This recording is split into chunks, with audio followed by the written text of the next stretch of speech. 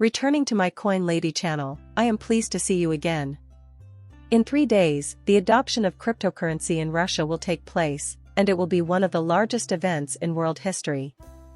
Since this isn't the news, I'll give you the facts on why XRP is the most important digital asset that will be involved in this. This currency is malt. We'll go over the paperwork and I'll tell you why I think XRP will be used extensively in Russia. On top of that, all 5 member nations of the BRICS group. There are a lot more mails in this video that I got. If you enjoy XRP content and want to show your support, all I ask is that you hit that like button, share the video, and drop an X. That way, people can see what's happening in this digital revolution. Guys, this is occurring in the span of 3 days. In September 2024, Russia will begin testing out cryptocurrency exchanges for cross-border payments. Is Russia going to announce that they will be using XRP as we review this document? I posted it on X today. It was previously known as Twitter. The J. Nelson method is here. Is Russia prepared to spearhead widespread adoption of XRP? I am looking forward to September when we examine these official documents they have utilized. Along with the additional support and shoutouts to J. Nelson, they have released media demonstrating XRP's involvement in all of this. Before I read his fascinating and persuasive papers, I had no idea this man existed. Now that I do, I'm going to follow him for any further proof of Russia's connection with Ripple and XRP. While many influential people have been raving about how great XRP is on the XRPL, Russia is spearheading the effort to build a digital payment and cross-border system for the BRICS countries that will circumvent SWIFT. That much is crystal clear. This is a rapidly deteriorating system, and I believe the majority of you are aware of it. Still, I don't think SWIFT will be entirely eliminated.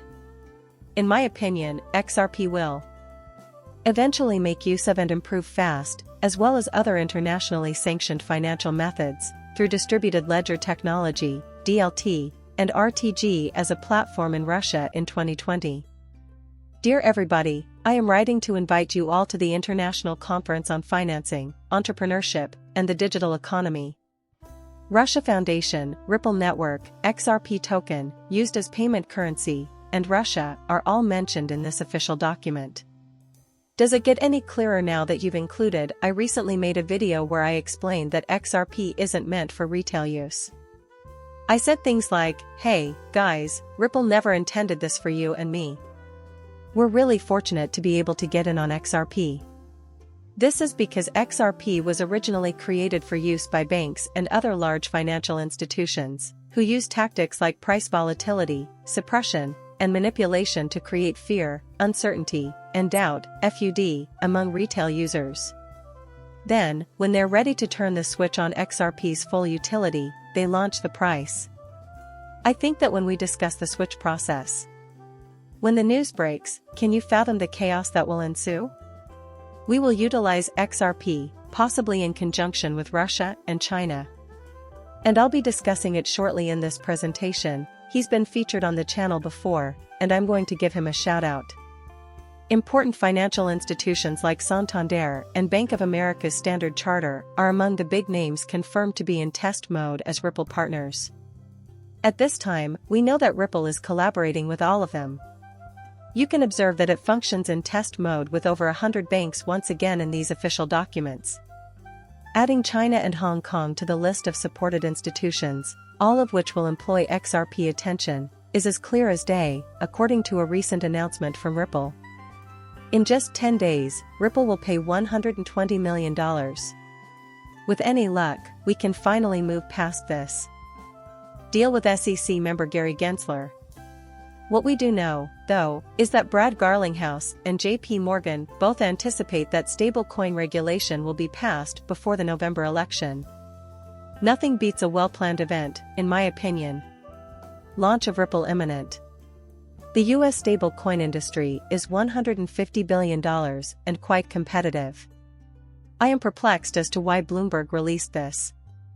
There have been multiple failed attempts to pass legislation governing the market in the United States, and the market is already very crowded with only USDC, Tether, and Ripple. It is projected to see $2.5 to $3 trillion in the next few years, and the stablecoin market, which is broader regulation of stable coins, is set to arrive in Europe in July. Prior to the election, Garlinghouse stated that he anticipates the approval of a stablecoin measure this year. Potentially stablecoin could be approved prior to the election. Blockchain Business Council, GBBC, according to JP Morgan, is now a huge deal. Ripple has started a beta test for its members. Our recent conversation revolved around Ripple USD on the XRPL. We are observing their actions. It's not for our use. Currently, they are preparing compliance licenses globally with major institutions and nations to release this, but according to Mr. Mann's prediction, it is expected to be released by 2025. Take a look at this. The Asia-Pacific area will process 40% of all payments made to Australian banks. As previously said, we have invested $1 billion into the APAC region to facilitate innovation on the XRP network, with XRP serving as the central node through RippleNet, alternatively known as Ripple Payments. The time has come for AirWallex of Australia to process business payments at a rate that is far lower than the competition by using RippleNet. Something like this is transpiring. Can we see what's coming? By 2025, we expect 40% of Australia's cross-border payments to be made. We are completely undercut, and we can't even perceive that 2025 is only 4 months away. Looking at the charts is something we can do all day, if that's what we prefer. The basics, though, are what matter the most to me in my role as a fundamental analyst. From a fundamental standpoint, it appears that the BRICS nations will be using XRP. Please do not steal my words. Pull it out of the paperwork. Listen to the advice of business and government heavyweights. XRP is ideally situated for success in the emerging digital finance industry. I appreciate you taking the time to view my online video. Support my channel with a like and a subscription. Until then, farewell.